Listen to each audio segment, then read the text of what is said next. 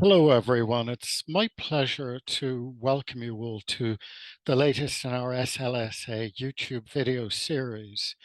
And I'm delighted to be talking today to Professor Mark Fathi Massoud of the University of California at Santa Cruz. Mark's a renowned scholar in socio-legal studies with particular focus on Islam, religion, and the law, and based on extensive field work in Africa. Mark's monograph, Sharia, Inshallah, Finding God in Somali Legal Politics, was the winner of the SLSA Hart Prize for the best book in socio-legal studies, an award which he collected remotely at our conference in York of this year, 2022. So I am delighted to speak with you today, Mark. Welcome to this interview. Thanks for having me, John. Mark, I've a number of questions that I wanted to put to you for our SLSA audience. The first one is really what in your scholarly and personal experience brought you to write this book? And in particular, how does it relate to your previous study, Law's Fragile State, a book based on your research in Sudan? Thanks for that question in terms of what generated the ideas that brought about this book. I think the first thing well, a few things. When I was in graduate school, a lot of the research I had read on law and society, I was in a law and society PhD program, and a lot of the research I had read, the kind of foundational research in the field, was based on scholarship that was done by and for people in North America and to some extent Europe. African voices and research from and in Africa was really absent from at least the scholarship that I was exposed to as a graduate student. And so part of my own research as a graduate student, which then led to my first book, was going back to the place I came from, Sudan, to think about what can this place that few US-based scholars, as I am a US-based scholar, few US-based scholars seem to even care about, especially legal scholars. The idea was, why study law in a place where law doesn't really seem to exist? As someone told me even in Sudan, as someone told me when I was writing my dissertation, which then became my first book, Law's Fragile State, which you had mentioned, someone said, why are you writing a book about law in Sudan? It's going to be a very short book. In other words, there's not much law to study. So why are you even bothering? Even people in Sudan were telling me this. But I learned in the process of writing this book that even in those spaces, this book being Law's Fragile State, even in those places where many people presume that law is absent, law is actually everywhere. It's guiding the behavior of many different political actors, colonial administrators, people who fight against colonialism, taking their claims to colonial courts, post-colonial democratic officials drafting constitutions, post-colonial dictators using courts as spaces to repress and punish dissidents, post-colonial human rights activists and international aid workers creating courts, building constitutional frameworks for societies struggling with political violence, civil war, and other forms of what policymakers would call state failure. So I learned through the process of writing this first book how law shapes nations, how people use the law to shape national identity. And that really was the thrust of the first book. So let me get to answering your question about how did that merge into the second book. After I finished writing the first book, John, I realized there was something else that was going on that I couldn't include in the first book, and that was the ways that religion and religious faith were undergirding the law. I realized that, yes, law is the foundation of our modern nations, absolutely. Nations are built on their legal systems, be it the nation of Sudan that I studied from my first book, or even the nation of the United States, that I live in currently. The law is really a foundation of nation building. and identity formation. Legal systems, courts, courthouses, all of these spaces form our nations. And I realized there was something else going on. In a lot of societies, religion and religious faith is actually an even deeper foundation for nation building and state building than the law is. It is the foundation of the law for a lot of people. In the course of doing the research for this book that we're speaking about today, Sharia, inshallah, I actually did a lot of research on US political development, American political history and legal development. And I came across historical studies of American law. As America, as a nation, was migrating westward from the east coast of North America, as the United States was migrating westward, destroying native and indigenous communities, committing genocide against these communities, courts were the institutions that were springing up. And those courts, over and over again, time and time again, in the 18th, 19th centuries, judges would say things like, Christianity is part of our common law. Christianity is part of our common law. Christianity is part of our common law. And you see this over and over again, that judges are justifying their rulings, their decisions to criminalize aberrant behavior, to justify slaughter against native peoples, to justify the movement of the United States westward, taking over others' lands. They did it through religion. The creation of the United States is really rooted not just in law and also in religion. And my book tells that story in a very different context, the context of Somalia and Somaliland in the Horn of Africa. The ways that religion, time and time again, is used by people not just to destroy, which is a story people have heard, but also to build up human rights, to build up a path to the rule of law, to build up efforts to construct peace. And so really that's what brought me to this project, to think about the ways that religion, not just law, or this combination of religion and law, is building our modern nations. Thank you, Mark. That's very helpful. I'd ask a follow-on question, I guess, in terms of the political context within which you started researching and writing these two books, if I can take them together, but particularly Sharia, inshallah. The post 9/11 context, the view of Islam in the United States, but not only. Was that an influence, an impetus? How does it relate? How do the message, the findings and conclusions of your book relate to that post 9/11 ethos? Absolutely, and I write about this quite a bit in the introduction and the first chapter of the book. The ways that Sharia, which is often translated as Islamic law, it's not actually law in the sense of a state legal system. It's more of an ethical code guiding people's behavior, but roughly it can be translated, or many people translate it as Islamic law. I was struck by the ways Sharia has been denigrated over time in politics, especially since, as you mentioned, September 11th of 2001. The European Court of Human Rights has 2 times ruled that Sharia is against human rights principles. There have been more than 200 anti-Sharia bills over the last decade that have been introduced across state legislatures in the United States, none here in California. But in many other states, there have been 10, 15, 20 different anti-Sharia laws introduced in state legislatures across the US. Around the world, you see this kind of vilification of Sharia. And this was happening simultaneously as I was doing my research, learning not only the ways people have been, dictators, for instance, have been using Sharia as a kind of source code to justify their slaughter, but also the ways that other people, completely different groups of people, have also been turning to Sharia to justify a very different kind of more progressive politics, things like anti-colonial activism, things like anti-dictatorial activism, democratic, putting their faith in democracy, democratic activism, and also, very importantly, women's rights activism, which I have a chapter about in my book, the ways that women's rights activists, Somali women's rights activists whom I met, are using Sharia, this thing that the European Court of Human Rights said is against human rights.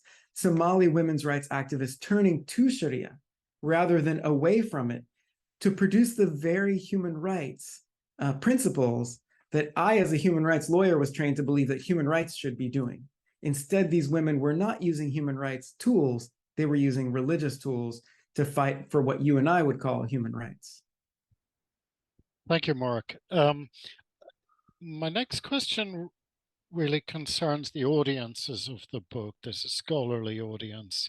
I know you've had a reception among Somali and Somaliland communities around the world in relation to it, but I'm particularly interested in development studies and development practice. And as you say in the book, the rule of law has become central to the idea of development and development work since the 1990s. And as you say, there is a modernist paradigm of development that excludes religion. Does your book have implications for the future of development, for the future of how we conceive it and do it, who does it, and how it's done? I hope the book does have implications for the future of development and development studies. And that starts with the stories of the Somalis I met. So I'm glad you mentioned that. I could not have done this book, and I have a great deal of gratitude for the many Somalis who went out of their way to share their stories with me.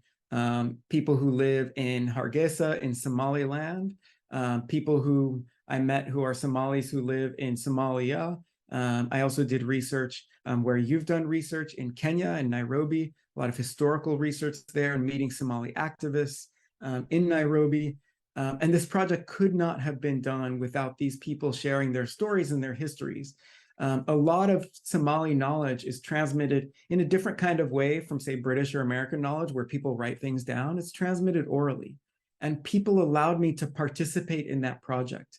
People trusted me with the histories of their own families, with histories of the Somali nations, and trusted me to write about that, to share it in a way that Western scholars are more accustomed to sharing their projects, and that is in the written word.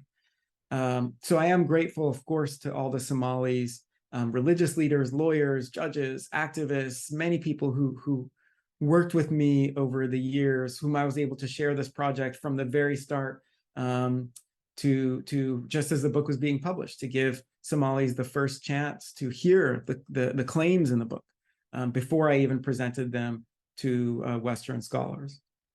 So that said, yes, I hope that the stories that these people shared with me do change how we think about development studies and practice. I've noticed in international law, I've met a lot of aid workers during my research over the last 20 years in places like Sudan, South Sudan, Somalia, Somaliland. And I've met a lot of aid workers who are well-meaning, really, really smart. I mean, these are smart, sophisticated, intelligent people. We can't argue with that. But for some reason, when they get together and they do this kind of work, something happens to religion. It seems to erode, it seems to disappear, it seems to become this big, bad, scary thing that either becomes abandoned, sidelined, rejected.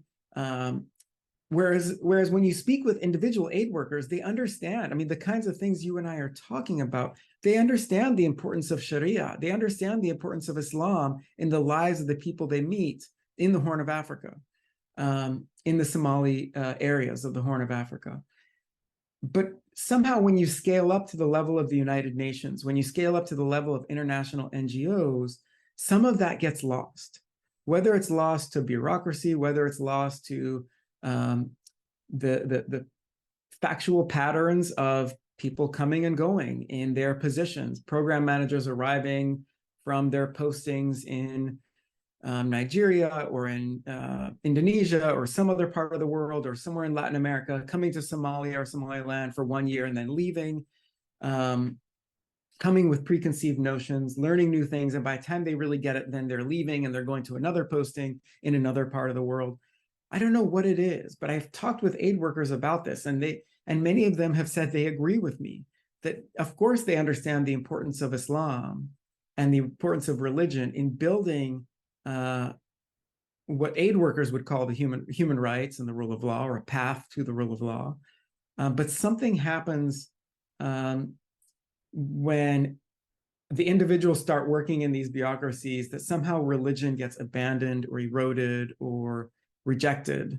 And so I think the first step is recognizing that religion is doing a lot of the work that aid workers and development practitioners are hoping that human rights law can do, are hoping that constitutional law can do, are hoping that building law schools and legal and law libraries and paralegal organizations of non-lawyers to help people resolve their disputes, that all of these are kind of in competition with pre-existing religious and customary and other forms of dispute resolution that in many cases work. In a lot of cases, they don't work, especially around gender. There are huge problems. But in many cases, they're working. And women's rights activists are actually using their interpretations of Islam to get religious leaders to think about gender more broadly. Rather than getting religious leaders to think about human rights more broadly, to think about gender and Islam more broadly in a way that encourages gender equality and women's rights.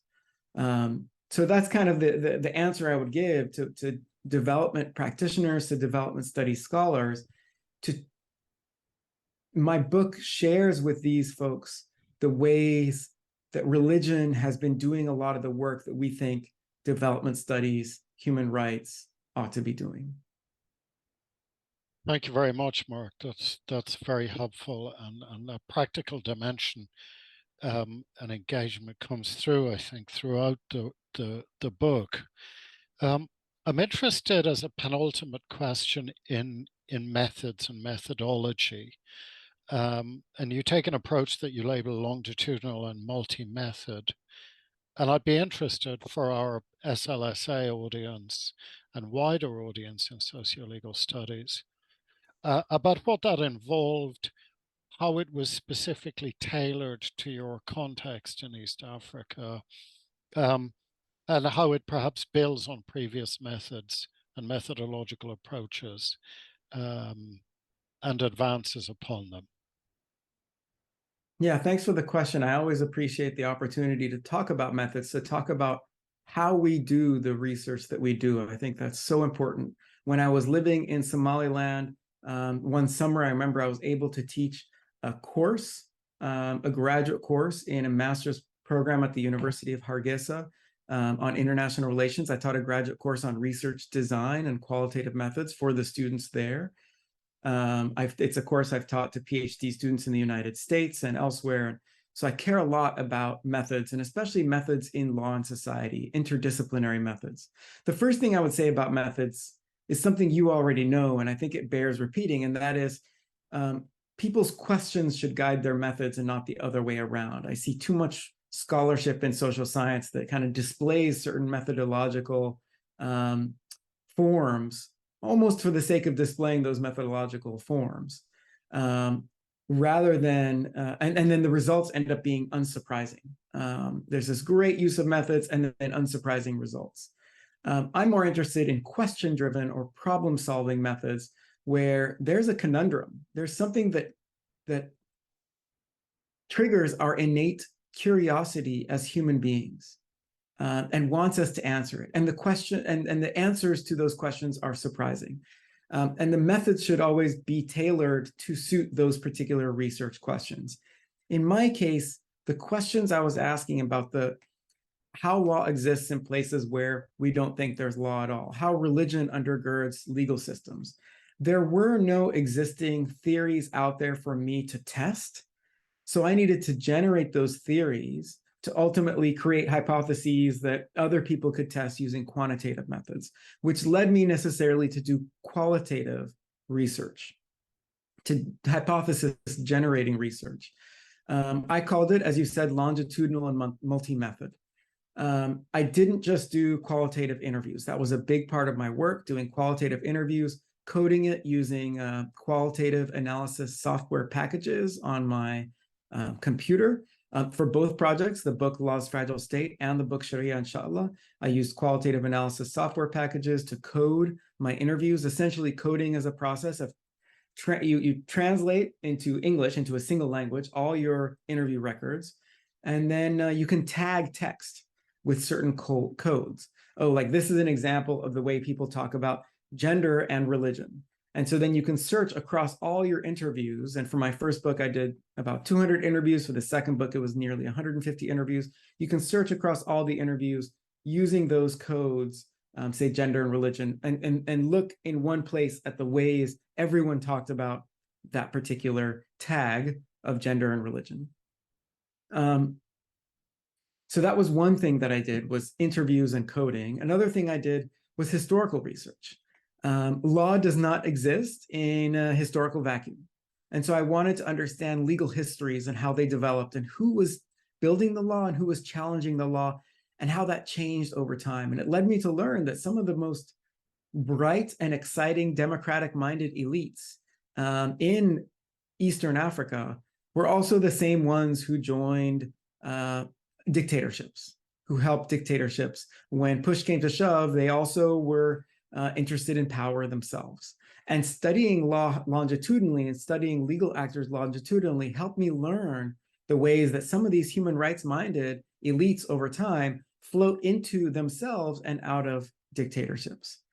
So that's the longitudinal portion of my research, is the kind of archival research I did in colonialism, on colonialism in these contexts, and the oral historical components of the research as well.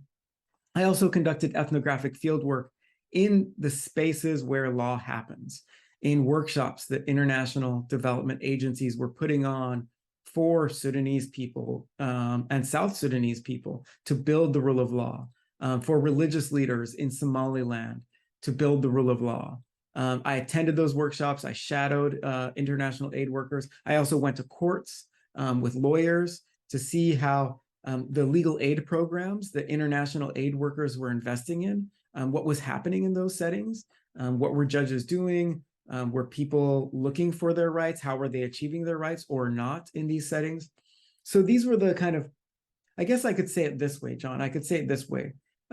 Because I work currently in a politics or political science department, many political science scholars care about comparative politics, comparing across national boundaries. I care about that. I think that's an important project. And I do that in the conclusion, actually, to the book Sharia, inshallah. I think about other national contexts. But the comparisons I've done in my work are historical comparisons within the same setting. So I look at Somalia and Somaliland during the colonial period, during their post-colonial democratic and authoritarian periods, and I compare international aid workers in that same place. And I've done similar things, looked at similar trajectories in my earlier book, Law's Fragile State, focused on Sudan and South Sudan. So for me, comparison is really important. I just like to do it over time. I think that lends itself to really studying a place and its complexities and understanding it in depth. Thanks very much, Mark. That's if I may say so, very comprehensive response, and I'm particularly interested there in the importance of qualitative and historical work within a particular national frame, and allowing you to capture the nuances of development in the colonial and post-colonial past. My last question really is, what's next? What's happening next? I'm aware that you're still working in a collaborative project now on Sharia in the United States, and I think our audience would be very interested to hear what that involves, how it builds on or is different from the work that you've done in Somalia and before that, Sudan. Yeah, so building on a question you asked me earlier about, sort of what's been happening, this denigration of Islam and Muslims in politics, both in the United States and globally. One of the things that, so a colleague and I, she is Professor Kathleen Moore, the former head of the Religious Studies Department at the University of California, Santa Barbara. She and I have been working on this project for a number of years on Sharia in California and broadly in the United States, and the ways that US law and politics has denigrated Islam, racialized Muslims. There are a number of people who've been writing about the racialization of Islam, of Muslim minorities. And the way that a denigration of Sharia, a specific view of Islam as a competitive legal system to the US legal system, has created this form of anti-Muslim hate. There are lots of things that go into anti-religious hate or anti-Muslim hate. And there's been a lot of anti-religious hate for religious minorities in the United States. And the current iteration of this is anti-Muslim hate, or what many scholars label Islamophobia. Professor Moore and I have been keenly interested in the ways that a particular view, a particular rigid view of law is creating Islamophobia, that law is inflexible, that law is unchallengeable, that law is something that people must believe, and that Muslims must believe in Islamic law, that particular view, narrow, rigid view of law, is part of what is shaping Islamophobia in the United States. So we have this project where we're looking also historically at this racialization of Islam, but we also interviewed 104 Muslims throughout the state of California, Muslims from all walks of life, from different class backgrounds, socioeconomic backgrounds, ethnic backgrounds, different religious sects throughout the state of California, of how they themselves were responding to this anti-Muslim hate. The ways they were generating different or new understandings, educating themselves around Sharia and generating new and different understandings of what Sharia meant, partly in response to this dominant vilification of Sharia. So that's one big project I'm working on. There's an article that we wrote that came out in 2021, I believe, in Law and Social Inquiry called Sharia Consciousness, the ways that Muslims are developing a consciousness, a kind of legal consciousness and religious consciousness of Sharia, the way that religious consciousness shapes legal consciousness. Now we're working on a broader book project. And then a second project I'm working on is one on research methods. With Lynette Chua at the National University of Singapore, we have an edited volume that we're working on called Out of Place, which is really around the power of positionality in research methods. Positionality being the sharing, the disclosure, the awareness of one's class background or privileges, one's gender, racial, ethnic, and many other forms of marginalization or privilege, and how those influence the research that we do in social science. Not just qualitative research, but potentially even quantitative research as well. How our own position, our backgrounds, our identifications shape the research that we do, influence our research methods, and even the kind of questions that we're able to ask and answer. So that's a separate project called Out of Place. And then the project I mentioned earlier, Sharia Revoiced, with Professor Moore on Islam in the United States.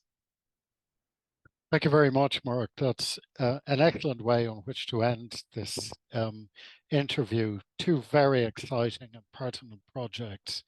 And I'm delighted that you're pursuing the methods focus as well as the politically and scholarly salient work on Sharia in the United States and more widely. So thank you. Congratulations again on winning the Hart SLSA Book Prize for 2022. Shukran, and thank you very much again. Afwan, thank you for having me. It's a pleasure to be here.